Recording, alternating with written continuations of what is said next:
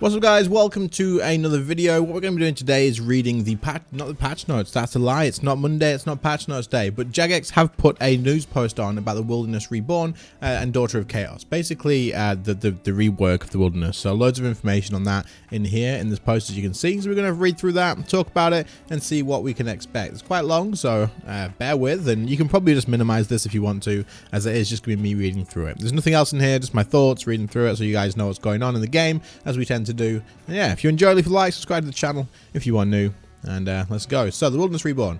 The classic location is reborn and all the rules have changed. How will you fare in the all new Wilderness? From August 1st, which is very soon, step into a transformed version of Gillinor's most nail-biting destination with a new PvM gameplay focus and glorious benefits for anyone training Slayer. Not sure what happened to my voice then, but there we go.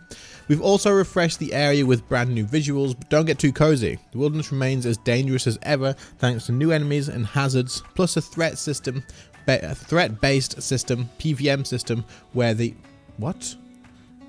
A threat-based system, PvM system, okay, where big risks result in bigger rewards, okay. To celebrate the changes, our Legacy of Zamorak season kicks off in earnest with a new quest that takes you deep into this legacy legendary location. Daughter of Chaos follows Moya in a new era for Gillinor, spoilers, in which the citizens of the world are now responsible for their own future following the banishment of the gods. Let's take a look at everything launching on August 1st. Cool, so we've got the Daughter of Chaos. If you felt a little left behind with the multi-year Elder God War story, this is a great quest to jump on board, especially given its nice N accessible level requirements. Does N mean none? Is that what that means? Set in the newly updated Wilderness amidst the outbreak of Zamorakian Civil War, Daughter of Chaos also yields some fantastic Wilderness handy rewards, more on those below. First though, you have to track down Moya, Daughter of Lucian, and take a unique gameplay experience for RuneScape. By viewing her memories, you get to fight in the Civil War as Moya. You get to fight as Moya, that's going to be interesting, different take on the game. Requirements for Daughter of Chaos are as follows. 40 archaeology, 40 divination, and here are the rewards. Oh, that's it. Oh, okay. Yeah, it's pretty low. It's pretty good. Here are the rewards. Infernal box upgrade, 10% damage reduction, 5% damage dealt to monsters in the Wilderness. Also, resistance to the Infernus environmental damage to 45%. So, I assume the 10% damage reduction is going to be in Zamorak as well as in the Wilderness, maybe? We'll have to see. But that's called the Infernal Box is actually going to have use outside of Zamorak as well. That's very interesting. 30,000 XP lamps for divination and archaeology. I assume that's probably going to be each. Cultist, dagger, and mace cosmetic overrides. And to start your adventure, speak to the person there in Falador Castle throne room. It's Adristia. You guys can read it. I can't pronounce it.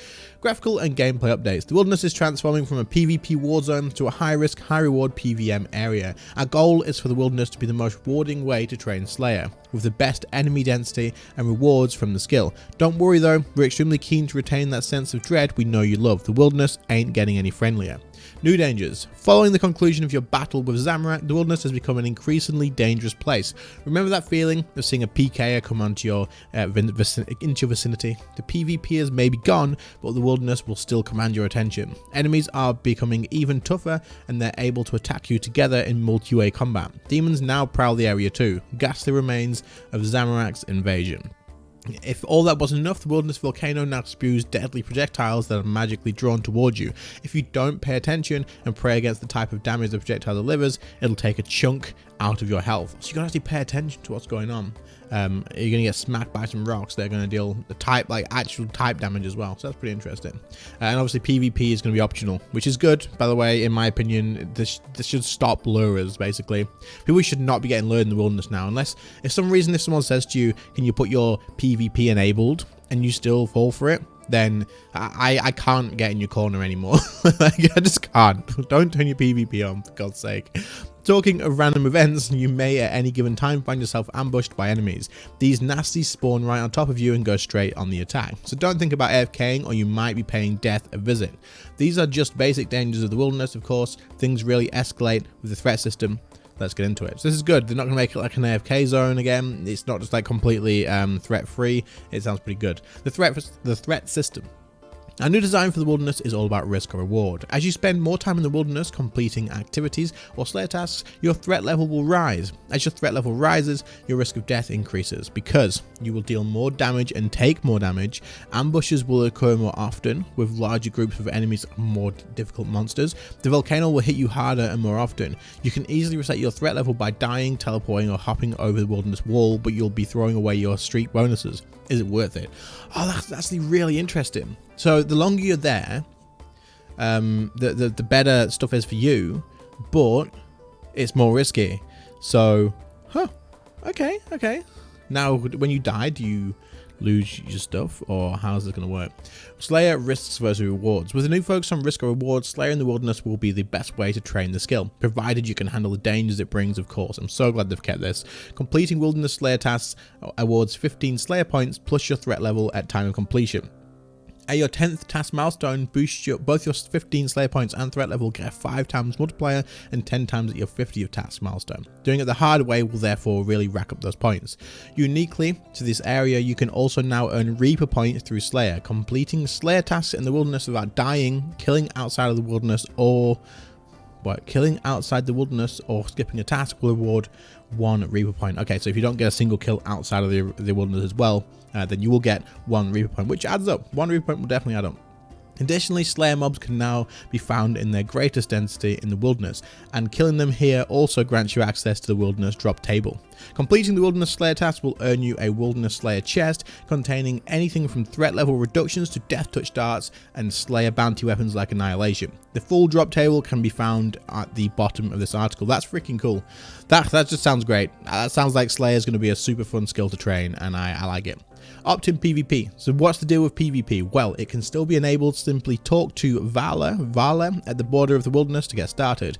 Doing this will mark you with the iconic PvP skull and allow you to attack any other skulled players. There are no positive or negative bonuses to your experience when marked with a skull. The new threat system, ambushes, and so on will still apply. Okay, so it's going to be PvP is going to be off unless you go and talk to an NPC to put it on. So putting it on is going to be like an actual chore to do, which is good. And you will always be skulled by the look of it. So that's pretty interesting. New look. Since we're on a refreshing tip, we knew it was also time to bring the wilderness up to RuneScape's modern new visual standards. It's a large part of the service world, and we wanted the existing routes to remain untouched and implement like-for-like updates wherever possible. It's also hard to remain an intrinsically hostile environment with your sense of danger ever increasing as you delve deeper into the wild. Okay, cool. Got the jazz environment effects as well. Okay, so these are all different things that you're gonna see around the wilderness and how it looks and stuff. Thanks to our new video effects system, we've now been able to add shadow casting from point lights and particles, giving the place a sense of depth and excitement. And we've made the volcano crater more imposing landmarks too. Visit the wilderness on August 1st and you'll see a coherent visual style across all areas, an enhanced sense of dread. It does look nice, if I'm honest. It does look really nice. I'm going to go have a little wander around in the first. Maybe I'll make a video just saying like exploring the wilderness or something. It'll be something pointless and just casual as hell, but it could be interesting. More to come. Future content updates in the Legacy of Zamorak storyline will add even more gameplay experiences to the wilderness. Stay tuned to find out more about those as the story continues. Bonus extra information on the wilderness gameplay changes. For those of you looking to understand the wilderness gameplay changes in more detail, here's some more tweaks to look out for. Mandrith has been moved deep into the wilderness. Wandering demons and monster ambushes do not have drops and do not count for Slayer tasks. The demonic skull and brawlers remain unchanged. Demonic skull will opt you into PvP. Okay, so demonic skull, just don't accept demonic skulls if people try and trade you on. Movement abilities will now be allowed in the wilderness. The deathmatch reward shop will remain the same. Slayer bounty reward shop items have now been moved to the wilderness Slayer drop table. No dungeons or skilling locations in the wilderness have been changed. Warbands remain PvP activity and has not been changed. Similarly, divination curse wisps will now also mark you with a PvP skull. Perfect.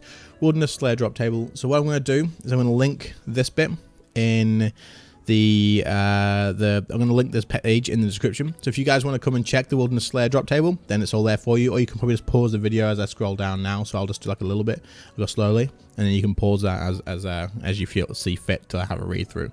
But yeah. Anyway, guys, this is really interesting to me. I think they've done a great job of it, if I'm honest. I think it is the time to just say PvP's pretty much dead. let's focus on this. This should be great content. I'm excited to see about it. What do you guys think in the description down below? Part of me is like, I kind of wish they'd done something with PvP, but at the same time, it starts people getting lured. It wasn't really used. I think the majority of the players aren't interested, and you could technically still do it if you want to. So all around should be fine. Anyway, thanks for watching, guys. I appreciate it. Hopefully, this is the information that you guys were expecting to get. As I say at the beginning, is just reading through it. But if you enjoyed, then do leave a like, subscribe to the channel if you are new, and I'll catch you all probably tomorrow at some point. See you later, guys. Bye.